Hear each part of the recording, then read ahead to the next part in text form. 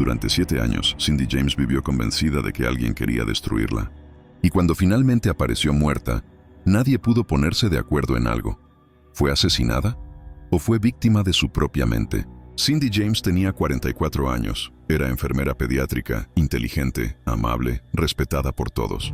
Vivía sola en Richmond, Canadá, tras divorciarse de su esposo, un psiquiatra. Nada en su vida parecía indicar que terminaría convertida en uno de los casos más desconcertantes y oscuros del crimen moderno. Todo comenzó con llamadas telefónicas, llamadas silenciosas, respiraciones al otro lado de la línea y poco a poco, amenazas.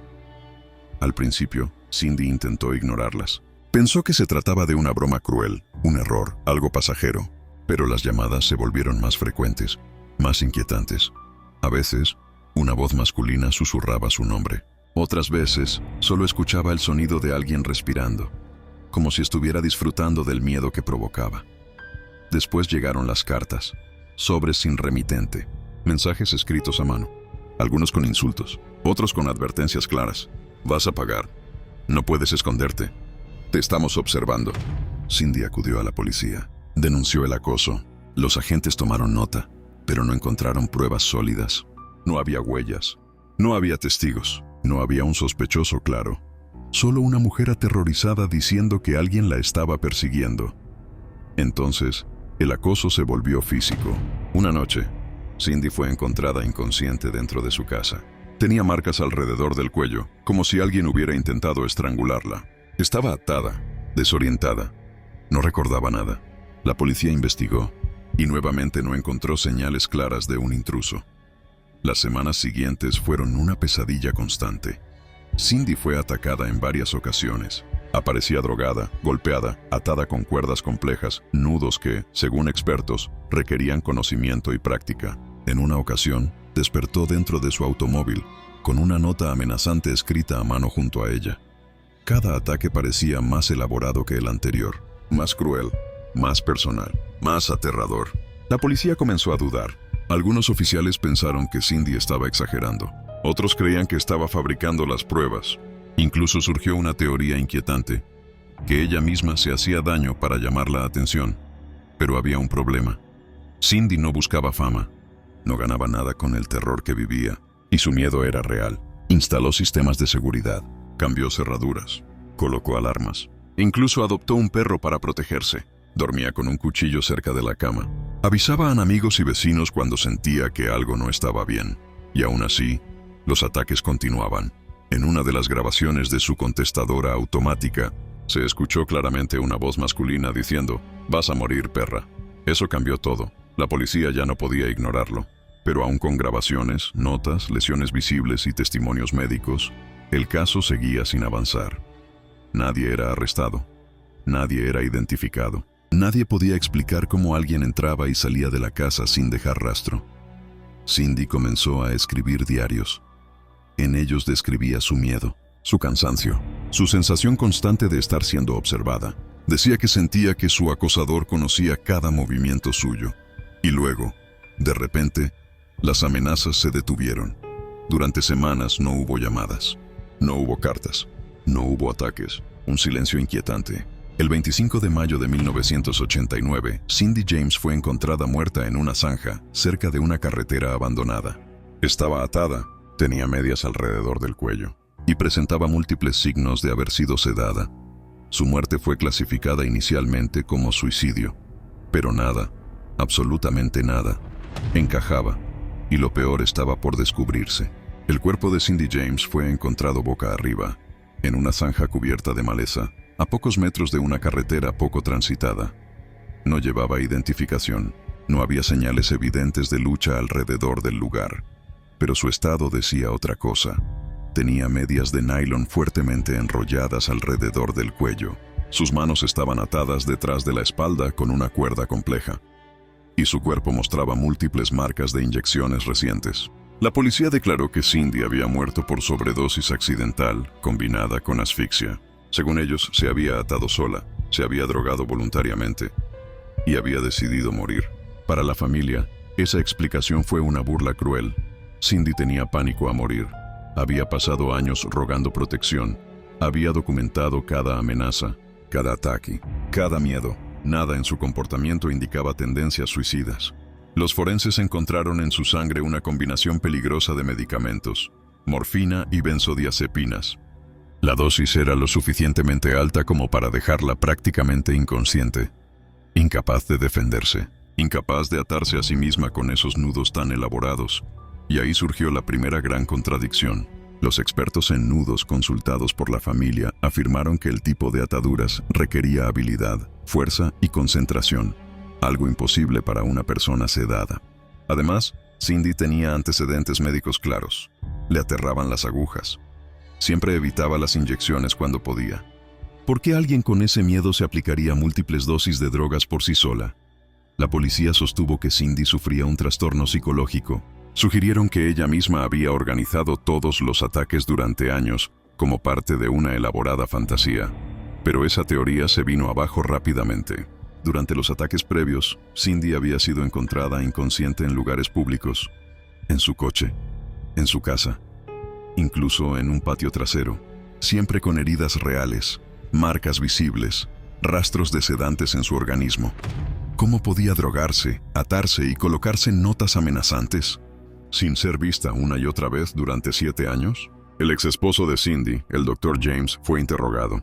Algunos investigadores insinuaron que su formación como psiquiatra podía explicar el supuesto autodaño elaborado, pero no encontraron pruebas que lo vincularan directamente. Los vecinos aportaron testimonios inquietantes. Varias personas dijeron haber visto a un hombre desconocido merodeando la casa de Cindy en distintas ocasiones. Un sujeto que desaparecía cuando era confrontado. Descripciones vagas pero consistentes, alto, silencioso, siempre observando. Nada de eso fue incluido oficialmente en el informe final. Lo más perturbador fue lo que no se investigó. La policía no reconstruyó la escena, no analizaron a fondo los nudos, no siguieron pistas externas. El caso fue cerrado. Suicidio. La familia contrató investigadores privados. Ellos descubrieron algo estremecedor. Algunas de las amenazas que Cindy había recibido contenían información personal que solo alguien cercano o alguien que la vigilaba cuidadosamente podía conocer. Horarios, rutas, detalles íntimos. Esto no era al azar. Era alguien que la conocía o alguien que la había estudiado durante años. La madre de Cindy nunca aceptó el veredicto. Hasta su muerte, sostuvo que su hija fue asesinada y que el verdadero responsable jamás fue buscado con seriedad. Hoy, el caso de Cindy James sigue siendo uno de los expedientes más polémicos de Canadá. Un rompecabezas donde cada pieza parece contradecir a la anterior. ¿Fue una mujer víctima de un acosador brillante que logró burlar a la policía durante 7 años? ¿O fue abandonada por un sistema que prefirió una explicación fácil antes que admitir su fracaso? La verdad podría ser aún más oscura, porque hay detalles que jamás salieron a la luz pública, y lo que ocurrió en los últimos días de Cindy cambia todo. A medida que los investigadores privados revisaban el pasado de Cindy James, algo se volvió imposible de ignorar. El patrón del acoso no era caótico, era metódico. Las llamadas telefónicas seguían horarios específicos. Los ataques coincidían con momentos en los que Cindy estaba más vulnerable. Las notas no eran impulsivas. Estaban cuidadosamente redactadas. Esto no parecía obra de alguien desorganizado o mentalmente inestable. Todo indicaba planificación, control y paciencia. Uno de los hallazgos más inquietantes fue una grabación recuperada del contestador automático de Cindy. La voz masculina no solo la amenazaba, parecía disfrutarlo. El tono era calmado, seguro, como alguien que sabía que no iba a ser detenido.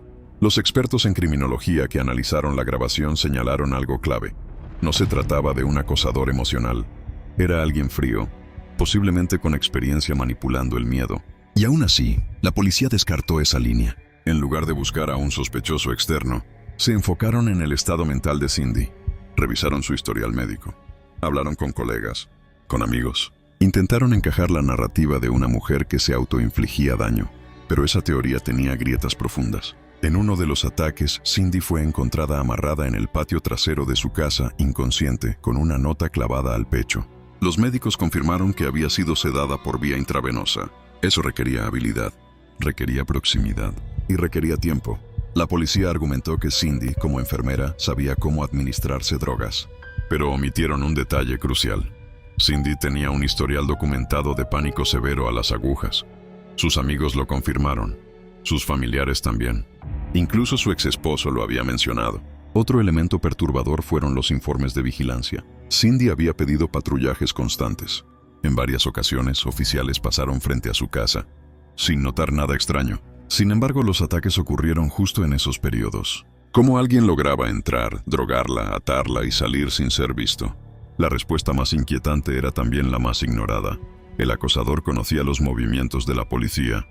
Algunos investigadores privados sugirieron que el agresor podía tener formación en seguridad, fuerzas del orden o acceso a información privilegiada. Esa teoría jamás fue explorada oficialmente. El acoso terminó abruptamente semanas antes de que Cindy fuera encontrada muerta. Para los expertos, eso es una señal clara. El agresor había logrado su objetivo. El silencio no era paz, era el final. Antes de morir, Cindy le dijo a una amiga una frase que hoy resulta escalofriante. Si algo me pasa, no dejes que digan que fue mi culpa. Cuando su muerte fue declarada suicidio, esa frase cobró un peso devastador. Los diarios de Cindy desaparecieron parcialmente. Algunas páginas jamás fueron recuperadas. Nadie pudo explicar dónde fueron a parar. La familia denunció irregularidades, documentos incompletos, evidencias mal manejadas, pistas ignoradas. Y aún así, el caso permaneció cerrado. Con los años, expertos independientes reanalizaron el expediente. Muchos coincidieron en algo inquietante. Si Cindy hubiera sido asesinada hoy, con los protocolos modernos, el caso jamás habría sido clasificado como suicidio. Fue una víctima, no solo de su acosador, sino de un sistema que decidió no escucharla. Pero todavía queda algo más perturbador, un detalle que rara vez se menciona, un elemento que podría cambiarlo todo. Porque alguien sabía exactamente cuándo Cindy iba a morir. Hubo un detalle en el caso de Cindy James que pasó casi desapercibido para el público, pero que, para los investigadores independientes, fue una alarma imposible de ignorar. Los medicamentos encontrados en su cuerpo, la morfina y las benzodiazepinas, no provenían de una prescripción activa. Cindy no tenía recetas recientes que justificaran esas cantidades. Alguien tuvo que conseguirlas por fuera o administrárselas. Eso ya contradecía la versión oficial.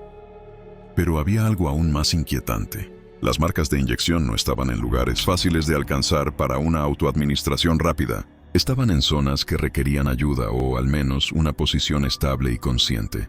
Cindy no estaba consciente. Además, el tipo de sedación encontrada indicaba que la sustancia fue administrada gradualmente, no de una sola vez. Eso sugiere control del proceso, no un acto impulsivo.